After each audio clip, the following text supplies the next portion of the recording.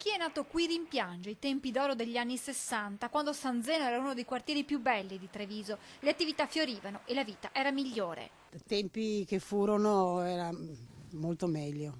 Era una zona organizzata bene questa. Una volta era un buon quartiere, mentre negli anni 60 era uno dei quartieri più nobili, oggi siamo alle dismissioni complete. Una volta non era così, tanti anni fa era quasi un paese al di fuori della città, adesso è diventato periferia abitativa. Di quel periodo resta ora solo un bel ricordo. Questo è un quartiere che da tempo è abbandonato un po' a se stesso, la periferia, veramente periferia. Come negozi, cose così, chiudono, non si sa perché.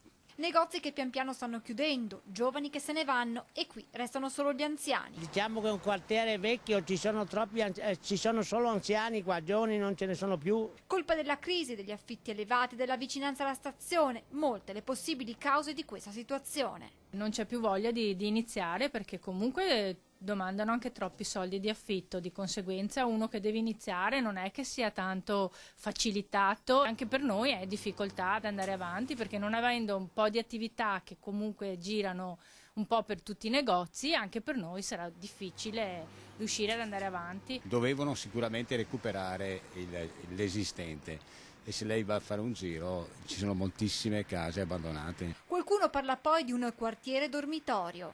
Dormitorio sì, diciamo che non c'è niente nel quartiere. Abbastanza, sì.